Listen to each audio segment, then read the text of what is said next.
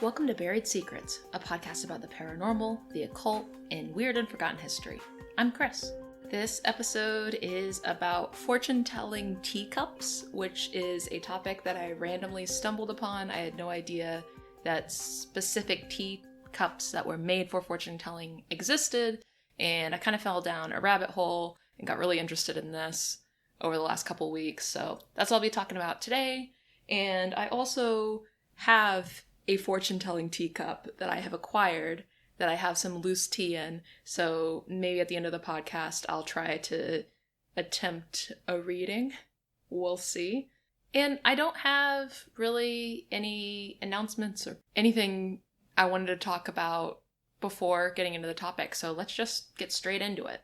So like many topics that I cover on this podcast, this is just the result of me getting really interested in something I hadn't heard of before and then doing a deep dive. So, of course, I have known about tasiography for a long time, which is basically just fortune-telling using tea leaves. I think most people know that that's a thing that exists. I've definitely known about it ever since reading the Harry Potter books, back in the 90s with Professor Trelawney and the tea readings that they did in divination class, etc. And I'm sure that's where a bunch of people, especially my age, have heard of tasiography. And I definitely will not pretend to be very knowledgeable about tasiography, despite being someone who drinks tea every day and have for more than half my life. For whatever reason, I have never really gotten into tasiography. But this past week, I was reorganizing my tea cabinet, and as I was doing that, I realized that I wanted to buy some more empty tea tins from Harney & Sons, which is a tea company that sells very affordable and nice-looking tea tins. And so I go to their website, and the tea tins are sold out, but while I was clicking around their website kind of randomly, I saw these weird, fun, and extremely expensive goth teacups produced by a company called Ms. Havisham's Curiosities. And while I was not interested in buying a $65 teacup that said witch on it, as nice as they looked, I really liked the vintage style design of the cup, so then, of course, I searched for Ms. Havisham's Curiosities on DuckDuckGo, and I clicked around on that website, and I just so happened to click on something in their menu that said fortune cups. And I was like, I don't know what a fortune cup is, but everything on their menu has kind of a weird name, so it's probably just a line of cups that they do. And I ended up on a page of really cool vintage and vintage style teacups that looked kind of like normal teacups, except that their insides were covered in all these symbols. They looked awesome. The symbols included things like rings, ship's keys, eyes, wagon wheels, anchors, hearts, sunbursts, etc. Just kind of basic symbolic objects that mean something to people and can be interpreted. And, something that would have sort of different meanings and resonances and connotations for different people, depending on who's looking at it. So when I realized that some of those teacups were vintage, that really got me interested. So it wasn't just some new gimmick, it's an old gimmick. And I love an old gimmick, it kind of reminded me of Ouija boards and planchettes, since they're divination-related consumer products, which, for whatever reason, I am really interested in. And just the idea of these weird little fortune-telling cups really charmed me. So, before I talk a lot about the history of these teacups, I'll talk a little bit about tea leaf reading in general, but like I said, it's not really something I've ever been super into, and I know the history is much longer and more complicated than what I'll be discussing here. So this is not comprehensive, but it is a little bit of background. I wanted to focus on tea leaf reading in the late 19th and early 20th centuries because that's when these types of fortune-telling cups were popular, or at least started being made. I believe it was at the very end of the 1890s that specific fortune-telling teacups started being produced for consumers. So I did kind of a cursory search of some of the newspaper databases I like to use just to check out what articles were written in the late 1800s talking about tea leaf reading and looking for mentions of these cups.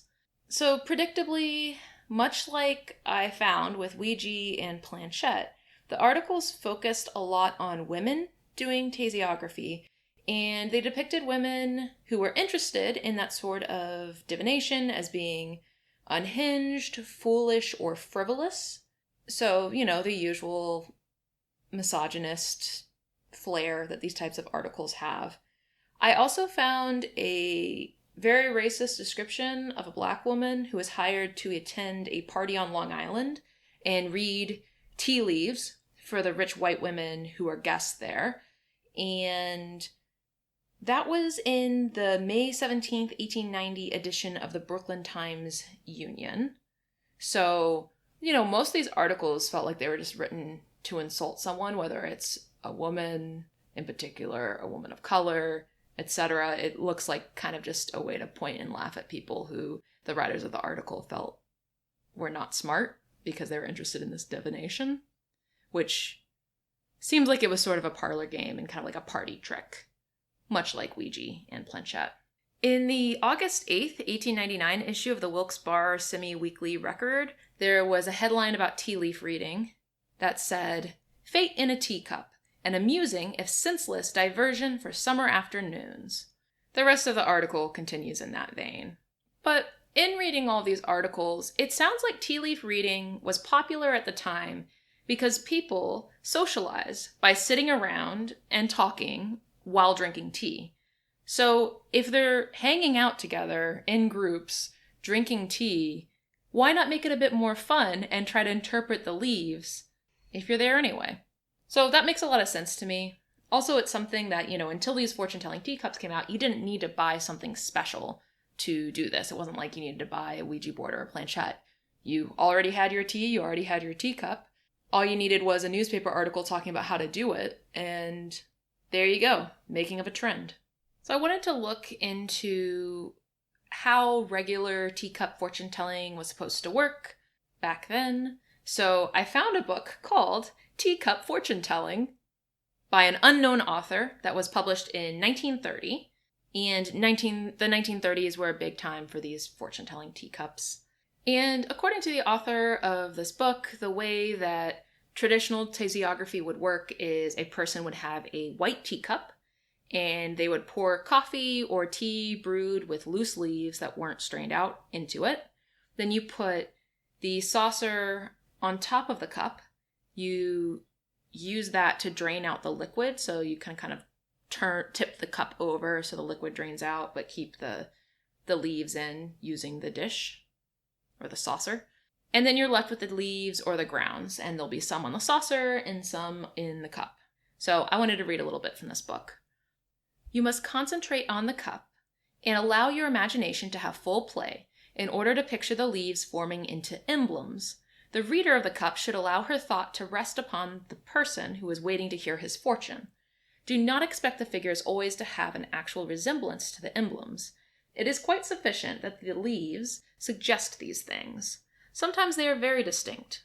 Of course, the more fertile the imagination of the person who's studying the cup, the more will be discovered in it. So, already we're getting some very Rorschach test sort of vibes here. It's kind of in the eye of the beholder and what you make of it. Seems reasonable. So to read a bit more, it is impossible to lay down any definite rule as to interpretation, although every symbol has some general significance. It must have a particular significance in regard to each person. This is the case with regard to dreams, for instance. To dream of coal means very good luck to some people I know, while to others, even in the same family, it is quite the reverse. So then it talks about some of the symbolism of the cup and what different parts of the cup mean, and I thought this was interesting. So, the handle of the cup represents the house or the home. Time could be foretold more or less by the position of the leaves. Close to the brim, the events are immediate, and the nearness or the distance from the home is judged according to the position of the leaves away from the handle. Leaves at the bottom of the cup generally forebode ill fortune. The left of the handle can be interpreted as events past or opportunities thrown away. The right side of the handle as present and future, usually good, except when cloudy or thick. Then it talks about some of the symbols. So like serpentine lines are roads, circles indicate completion, wavy lines mean unsettlement, straight lines signify a straight course. A cross within a circle could mean imprisonment, detention, hospital, or other forms of enforced restraint. Dashes indicate enterprises afoot, but time must be given for maturity, etc. And the book goes on to describe all sorts of symbolism related to tea leaves and what it means when they appear in different parts of the cup. It's all very intuitive and reminds me of dream interpretation meanings, or even some ways of looking at other forms of divination like tarot, where, you're kind of looking at the symbols and thinking about like not just like a book's definition of a thing, but also like what it means to you. So that was all about fortune telling in a regular teacup. And like I mentioned, at the very end of the 19th century, special fortune-telling teacups started being made, which were adorned with symbols that aided in tea leaf interpretation. So before I get into the different types of fortune-telling cups that have existed, I want to acknowledge a major source for this. There is a website called The Mystic Tea Room, which has extensive information about fortune-telling teacups. If you want to see pictures of any of these, or you're interested in learning more about them, check that out. It's The Mystic Tea Room, and it has tons of pictures and lists of all the different types of cups, and manufacturers, etc. And there were several different types of fortune-telling cups, but the popular ones were symbol cups, astrology cups, and then cartomancy cups, so cups that had playing cards printed on the inside. But they're all about having different types of symbols, really, printed on the inside or painted on the inside of a cup. And the selection of cups I want to talk about here are the ones that seemed interesting or notable to me. So I found an article describing one fortune-telling cup from the June 3rd, 1899 issue of the Standard Union, which was a newspaper in Brooklyn, New York. It speaks pretty dismissively, opening with, "A new addition for the afternoon tea table, where maids do congregate, is the fortune-telling teacup. This latest addendum to the paraphernalia of the soothsayer is wide and deep, with its inner surface covered with a network of lines and a border of stars, fishes, scorpions, lions, and other signs of the zodiac." I did find a surprisingly positive article in the Knoxville Sentinel from February 3rd, 1900, and I kind of think this article is maybe more positive because it's about the product, the cup itself, and not women using the product. But it had a really nice description of the cup that I wanted to read. "The cup and saucer come, packed with tissue paper daintily in a box, with an accompanying book of explanation. The saucer is worked with circles, and the cup is divided by geometrical lines diverging from the center inside, i.e. the bottom, and crossed by circles like a globe. In the spaces thus formed are stars and the signs of the zodiac. The sun is indicated in the bottom of the cup, inside to shed light on the bank of tea leaves in whatsoever square they lie." The article went on to say that the instruction manual that came with the cup was not helpful. I think that both of those articles were talking about the Hanley's Fortuna Cup, which was introduced in 1898, and which I think was the second fortune-telling cup patented in the US. So the Fortuna Fortune-Telling Cup has this sort of globe-like grid of lines, and the interpretation depended on a careful study of the accompanying booklet, which would explain how different placements of the tea leaves indicated different times of year, etc. It looks like it was very complicated, though also very innovative, and a lot of future cups took inspiration from the Fortuna. One of those cups is the Ainsley Cup of Fortune Nell Rose from 1904. So this was a cup made from bone china, with symbols and writing in red and black paint on the cup and the saucer. It feels really Edwardian, so very of its time. It has a sort of scalloped rim, curved edges to the outside of the cup, and a base that almost looks like a pedestal a little bit. Most versions of this cup of fortune have really nice, ornately curved handles that are very cool looking. My favorite feature of the cup was that it had a slogan written on the outside, which was, If thou wouldst learn thy fortune with thy tea, this magic cup will show it thee.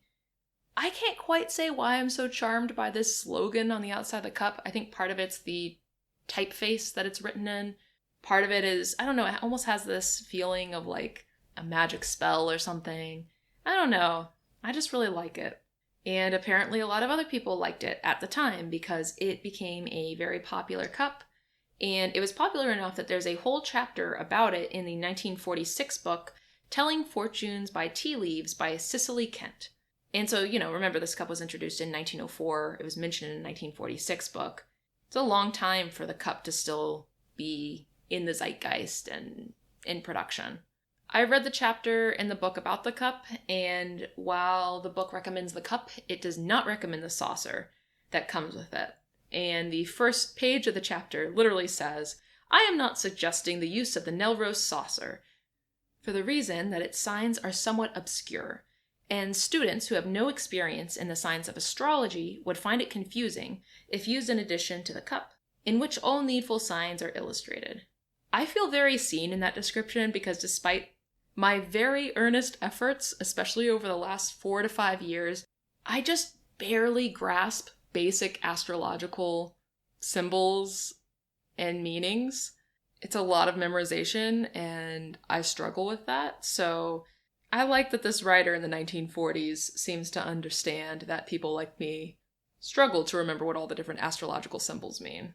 So this popular cup, the Nell rose Cup of Fortune, ended up influencing many future fortune-telling cups, such as the Taltos Fortune-Telling Cup, which was released in 1975.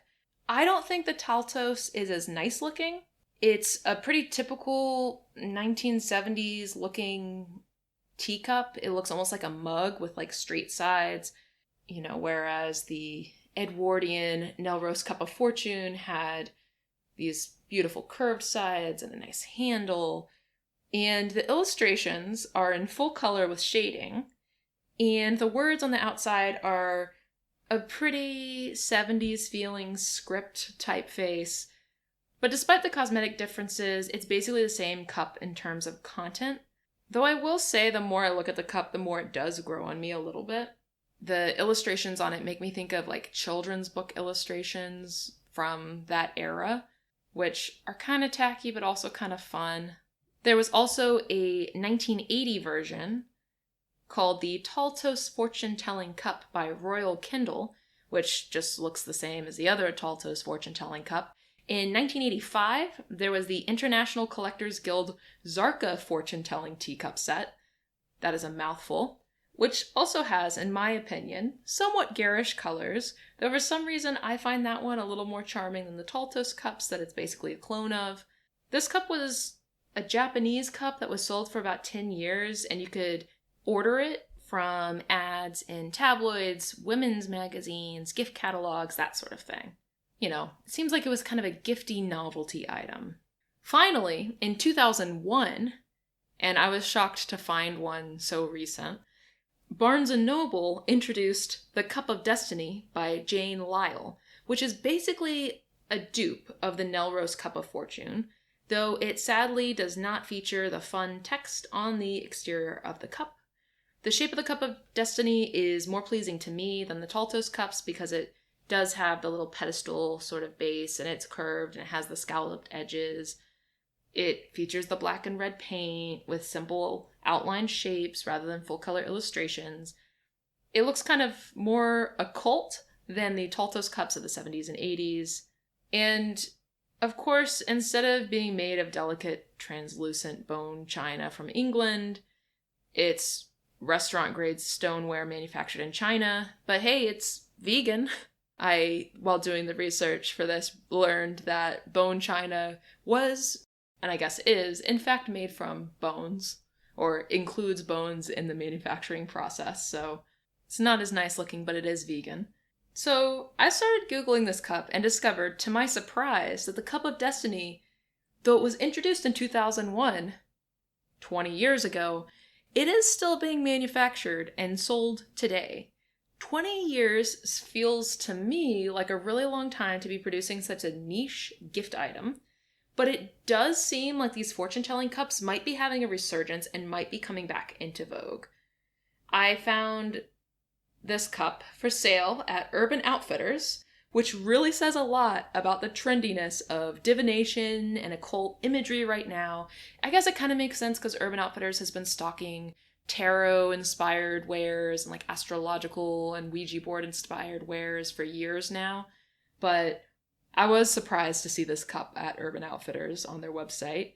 However, pro tip, if you want to get this cup, you can find it cheaper at Target or Target.com.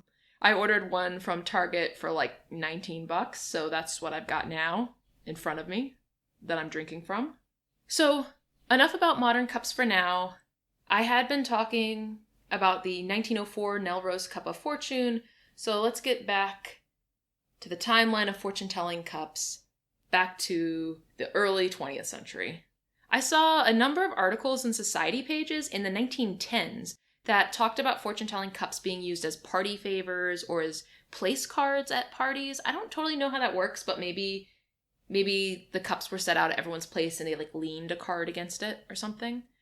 This was interesting to me because while I saw alarmist articles about women doing tasiography, and of course they were saying, these women were foolish, etc., there didn't seem to be quite the same moral panic sort of vibe about these fortune-telling cups as there were about Ouija boards. Unlike Ouija boards, the Catholic Church didn't ask someone to write a book about how evil Ouija boards are and how the devil works through them, etc. And for more information about that, you can check out the Ouija board series that I did last year. Seems like these were just more of a novelty, like a gimmicky, gifty item. So another ubiquitous fortune-telling cup was also produced by Ainsley and was called the Cup of Knowledge. And it seems like they started making that around 1924, and they made approximately a zillion permutations of that cup. You can see the full list on the Mystic Tea Room, that website. There are a lot. So this cup differed from the Nell Rose Cup of Fortune in that it features playing cards on the inside rather than symbols, and the exterior often featured more ornamental elements like flowers or ribbons or solid, pretty colors rather than a fortune-telling slogan. In 1924, there was an event called the British Empire Exhibition, which was held in Wembley, England, and at least 5 China manufacturers made special fortune-telling cups as souvenirs from the event. It sounds like they produced them at the event.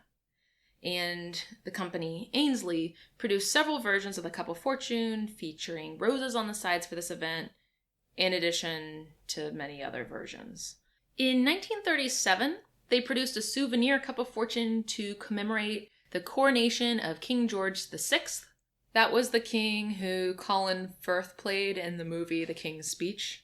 Then there was one made in 1939 to commemorate the royal visit to Canada. And Ainsley wasn't the only manufacturer to make these commemorative cups. I'm just using them as an example because there are so many versions of the Cup of Knowledge. But this bit is so funny to me because it makes me think of like those commemorative plates and stuff that I don't know if this is still a thing because I don't really watch TV anymore.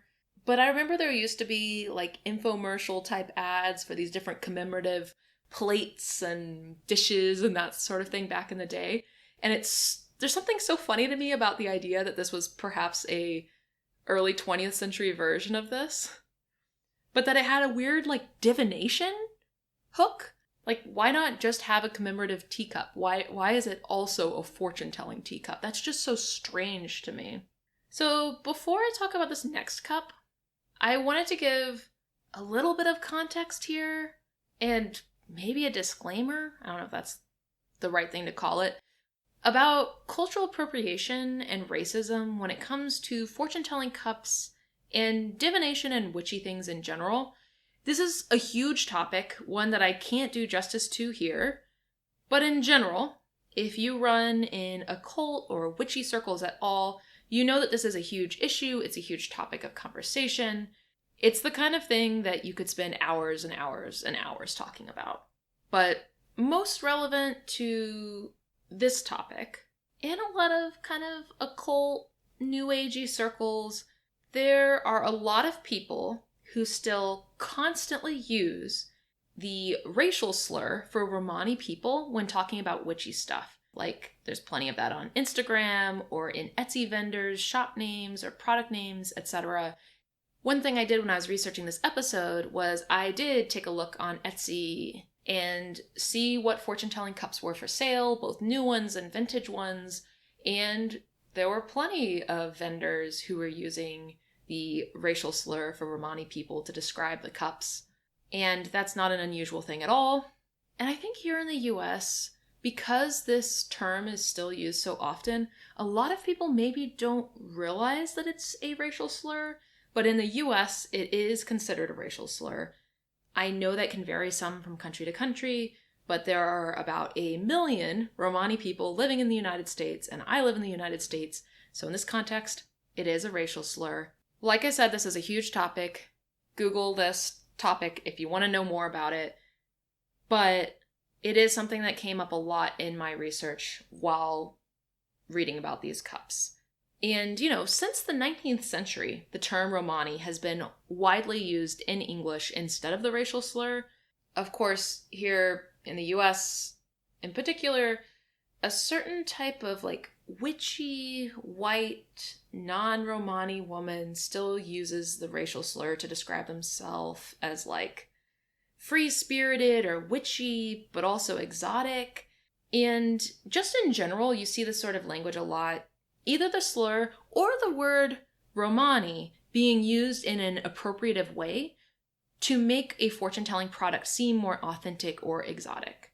And there were multiple fortune-telling teacups that were called Romani teacups that were produced in the 1930s. So this sort of appropriation has been used for a long time. Like I said, it's a big topic that I'm not doing justice to here. But I wanted to mention it because it is something, if you start Googling these fortune-telling cups, that you'll start to see.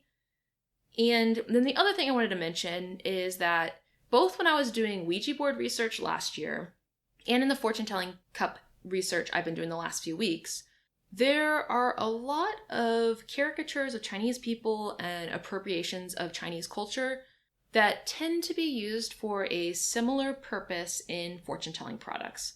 And I think this is something that is less fashionable these days, but I definitely saw, even in pictures of old instructional booklets for fortune-telling teacups, a lot of graphic design that was kind of Chinese-inspired, and the next cup I'm going to talk about is very Chinese-inspired. I also saw with Ouija boards, there was a lot of appropriation of Indian culture. And it's just an example of white people taking bits and pieces of other people's culture to make their product seem more authentic or something. Exotic. It's not good. It's not good. So, that being said, I found a May 1931 article from the Associated Press about a fortune-telling teacup designed by a woman named Genevieve Wimsatt, who is the editor of one of the first English-language women's magazines in China. Her cup was adorned supposedly with Chinese symbols from antiquity, though, like I said, I always find that kind of claim dubious. The article went on to describe how the teacup was used. So, when a fair bridge player drains her cup, the other players look on with eager eyes to see if the tea leaves adhere to a duck, rabbit, or a piece of bamboo. I found an Etsy listing for this cup, which had been sold, but it's still up so you can look at pictures. And it has a saucer with a yin-yang in the center, where the cup goes. Then the saucer is edged with depictions of animals from the Chinese zodiac. And the interior of the cup is covered in lots of little pictures. And the exterior shows a caricature of a Chinese man holding something that looks like a narrow white flag or pennant. And I actually found the 1928 patent paperwork for the cup. So here's the story behind who this man is and what he's carrying. So from the patent paperwork, on the outside of the cup is the figure of Lu Tung Pin, the patron genius of fortune tellers, with his famous sword, the Demon Slayer, and his fly whisk, the Cloud Sweeper, accompanied by live red bats of happiness. The patent goes on to explain exactly how to use the cup, which is pretty complicated. It has to do with where the leaves end up being, what animal on the saucer the fly whisk points to, etc. So then, like I mentioned, there were also in the 1930s, there were a couple cartomancy cups called the Romani Cup of Fortune, so made by different manufacturers, one in the US, one in the UK, fortune-telling teacups, cards on the inside. Pretty standard. And I've already talked some about some of the later 20th century versions of the fortune-telling teacup. I will say, in the course of researching all this, I bought not one, but 2 fortune-telling teacups. So I already talked about the one I got from Target, which is probably the least metaphysical store you could order a divination product from. But I also ordered a vintage fortune-telling teacup from eBay, and it just arrived today. So I got the Red Rose Cup of Fortune, which was made of bone china with 22 karat gold symbols, lettering, and trim. It was produced in England by Taylor and Kent in 1964. There are 3 versions of the Red Rose Cup of Fortune, which are numbered. I got set number 1, I believe. And I've heard these cups described as promotional items or premiums sold with Red Rose tea, so I'm assuming they were given away for free with some tea purchases. Like maybe buy X number of boxes of tea and get a free fortune-telling teacup. Okay. You can find these pretty cheaply online. Even with tax and shipping, the one I got was $30 off of eBay. And as far as I can tell, they're some of the cheapest fortune-telling teacups you can buy these days. So if you want to get your hands on a vintage fortune-telling teacup, that's one you can get pretty cheaply. Some of the others get really expensive. I saw some on Etsy for almost $300. But even like the less expensive vintage teacups that weren't these Red Rose teacups typically were over $100 per cup. And one word of warning, just since I was on Etsy a lot looking at different pictures of teacups because people take great pictures of cups they're selling, so I was able to get a good look at them. I will say that the Cup of Destiny, the cup from 2001, I saw that being sold multiple places on Etsy for a lot more than you could buy it at somewhere like Target or even Urban Outfitters. I saw people doubling, tripling, quadrupling the price of the cup on Etsy. And, you know, it's a new cup. You can just get it from Target. So if you decide that you want to buy a fortune-telling teacup, just do a little bit of research first, because I don't know if people are kind of just trying to prey on people's ignorance about like what different things cost or like which cups are actually vintage and which ones are new, or if these people who are selling them just don't know the value of them. But it does look like it would be pretty easy to overpay for some of the fortune-telling teacups on Etsy.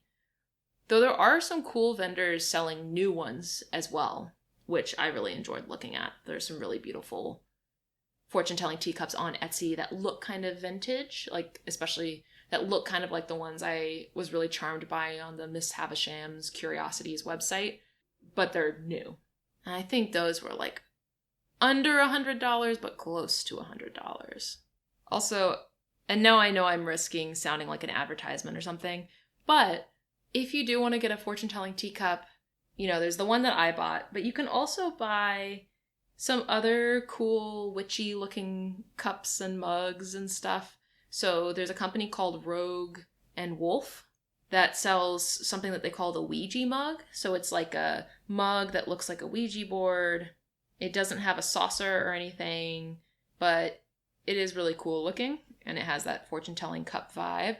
And then there's a goth brand called Killstar that you may have heard of that sells a couple different cups. They have a Zodiac cup that has a saucer that's very cool looking, you know, like the Rogue and Wolf cup. It's black with lighter writing on it, though this definitely feels more like a fortune-telling teacup than the Ouija Mug does. And then there's the Cosmic Teacup and Saucer from Killstar that's also very cool looking. I think the Killstar ones might be sold out right now, but those ones are definitely very cool looking, very witchy, very goth. So I had a lot of fun looking at those as well. So I'm going to end the main part of the episode here. If you want, You can keep listening, and I'll do my long, rambling look at the teacup that I have and drink the tea and see what I can do about interpreting some symbols based on where the tea leaves fall. But in the meantime, if you want to see the sources I used for this episode, you can check out barriedsecretspodcast.com. If you want to write to me, you can write to me at barriedsecretspodcast@gmail.com. If you liked this episode, please tell your friends about it. Please rate and review on your podcatcher of choice, but especially Apple Podcasts. And you can follow the show on Instagram at Buried Secrets Podcast. And thanks so much for listening. Now I want to attempt to use the Fortune-Telling Teacup that I got at Target, the Cup of Fortune that Barnes & Noble released, Cup of Destiny that Barnes & Noble released in 2001. And this is the part of the podcast where I risk becoming an ASMR podcast because I've got a booklet here, I've got the teacup. We'll see. If the sounds of me pouring and flipping through pages and stuff sound annoying, I'll try to take them out. If not, hopefully you don't hate them. So I've got chamomile tea. It's loose leaves, or like loose flower petals, I guess. I know this is not probably the ideal type of tea to use for tasiography, but I don't drink caffeine, so it would have to be herbal tea anyway if I wanted to brew some tea that I could drink. And also it's 8:40 p.m., which is basically my bedtime, so even if I drank caffeine, wouldn't be able to do that now. So chamomile it is. I drank some of the tea in the cup, but I will say it's kind of hard to drink tea made from loose leaves that have not been strained out because you end up drinking a lot of the leaves, or in my case here, flower petals. Okay, so I'm going to consult the book that came with this teacup to see what I'm supposed to do. So step 1, pick up your cup in your left hand or your right if you are left-handed. Breathe deeply, close your eyes, ask your question if you have one. Otherwise, just ask the cup to reveal your fortune in the week or month ahead. When you are ready, circle the cup 3 times in a counterclockwise direction, see below left, and there is a diagram indicating what direction counterclockwise is. In case you don't know what a clock is, this has you covered. And I think that's interesting. Widdershins, okay, that's what, counterclockwise. You can count each circle out loud, 1, 2, 3, or note them mentally. And the author says that when she was growing up, she always counted the spins aloud, but it's a personal preference. So, my question, I think, is just going to be about the week ahead. Seems easy and innocuous, so let me do that. Alright, I've circled my cup around. I did not spill any while I was circling it around, so already off to a good start. So then next, I'm supposed to turn the cup upside down on its saucer, allow it to drain. It basically says you should be quiet and contemplative while you're doing it. So I'm doing the opposite of that by recording this in a podcast, alright. I realize I should drink this down more so I don't spill tea all over my computer, microphone, and the vintage secretary I'm recording this on. Okay, I had to do that a couple times to get it to work right. Because initially when I tipped the cup over, just all the chamomile petals fell onto the saucer. I did that a couple times. Now I've got them mostly in the cup. So then, once the cup's drained completely, you turn it over, pick it up, look at the patterns, shapes, and symbols. What's your first impression? Is the cup overflowing with pictures, or is it quite empty and clear? I mean, initially it was totally clear because everything fell into the saucer. Now, well, it's clumped at the bottom, but it's kind of in a triangle shape, and the longest part of the triangle is pointing up in a really specific direction. Now that I'm looking at it, it does look like an arrow. So that's interesting. So it says, don't even look for specific symbols just yet, just allow yourself to dream and drift a little as you consider the patterns before you. Alright. So then it says, read the cup in a clockwise direction. So we had been turning it counterclockwise, or Widdershins, and now we're reading it clockwise, which I always forget the name for that. What is that, Deosil? Something like that? I think it's spelled Deosil. I don't know, I can't spell. Alright, so reading it in a clockwise direction, starting at the handle. The handle represents you or the inquirer, so the symbols closest to it are especially meaningful, often describing your current frame of mind or dominant character trait. So if I'm looking at the handle and I go clockwise, there are, symbols printed around the rim of the cup, and there are some tea leaves or petals plastered right directly on top of a bell. There's a symbol of a bell, which is the second symbol over from the handle. And then not a lot else. There's a couple petals on like a plus sign almost all the way around the cup. And then the second from the other side of the handle, there's a envelope, and I do have some petals there. So I've got a bell and an envelope. And my first thought about those is that the bell makes me think of notification bells, and the envelope makes me think of communication, which then makes me think about how it's the shadow period for Mercury retrograde and communication is going to be muddled, but maybe that's just me being negative. And I will say the notification bell has petals very, very close to the edge of the rim of the cup, whereas the envelope less so, though it is still close to the rim. Imminent events are found close by near the rim. I guess maybe the difference between a bell and a letter to me, or an envelope, is that like bells to me show they're like imminent, or like communication that happens quickly and soon, because it makes me think of text messages and Slack and stuff. And then the envelope makes me think of email or snail mail, which is slower. So then it goes into the parts of the cup. So the cup divides into 3 sections: the rim and upper part, the middle area, and the base of the cup. And the rim represents the immediate present or future, perhaps a day or so. The middle represents a little further into the future, up to a week ahead. And the base is further away, the end of the week, or even a few months ahead. If a number appears on the bottom, it often signifies a number of weeks or months before an important or meaningful event will occur, blah, blah, blah. Okay. So looking at this, the arrow thing I mentioned starts at the bottom of the cup, so the base of the cup, which is further away, but it stretches up to the middle, and it stretches up to, it points at a diamond that's at the rim of the cup, but it cuts through an astrological symbol, which is one that I always forget, Mercury, of course. So that's interesting, right? Like it's pointing at a diamond and it's cutting through Mercury, and I had just said that this is making me think of Mercury retrograde and communication.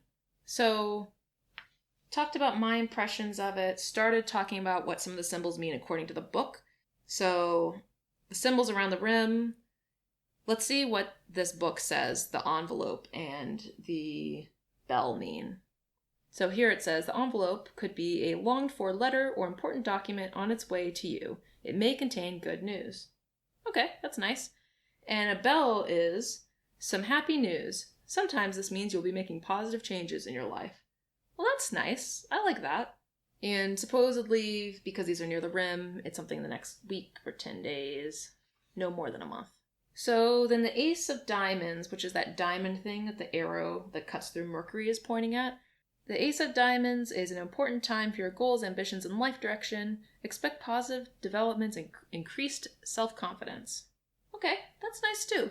I'm liking this so far. And then Mercury, of course, I'll read from the booklet, but I already talked about how it's, communication. So communication, conversations, travel, and knowledge, it should be a social, lively phase. And these are the symbols kind of in the middle of the cup. So the idea is that the symbols deal with the larger themes than those found around the rim, and refer to events over the coming weeks and months. So this booklet that comes with the cup, it's very comprehensive. Like I'd call it more of a small book than a booklet, really. So I talked about, some of the symbols that are printed on the cup. It also goes into like what the different shapes in the tea leaves mean. So like I had talked about the triangle that I saw, though it could also be kind of a wedge.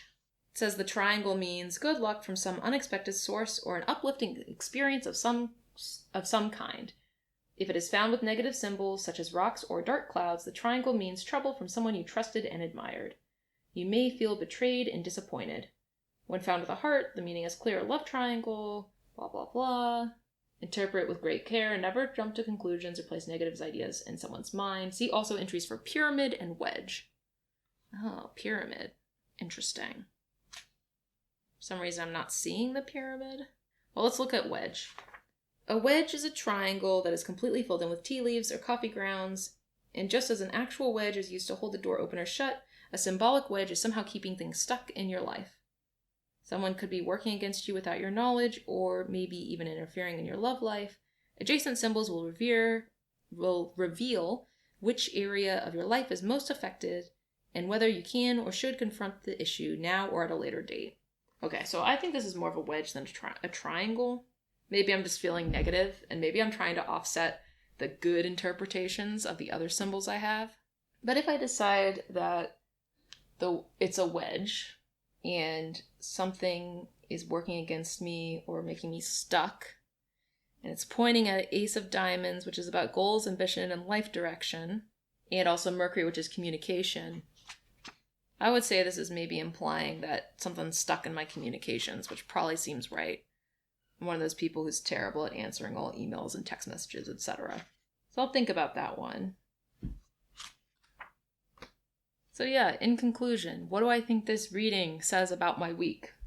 Well, it's all about communication, pretty much, as far as I'm concerned. There's the bell, the envelope, and Mercury. And there's the wedge, which is about kind of keeping things closed. And also, I had been thinking about Mercury retrograde, which is all about miscommunication, etc. So I would say that miscommunications or communication issues may be keeping me from my goals based on the diamond, the wedge, and Mercury. But that also maybe, there's some good communication stuff here too. The bell, the envelope. Maybe there's some good news coming. I don't know. I'll try to remember next time to think about it and see if any of this feels more apropos to me after the week has happened. But yeah, it's a fun activity. If you listened this far, I hope my rambling wasn't too boring. And I would love to hear any interpretations people have of the symbols and stuff that I was talking about in this cup, what you think it might mean, etc.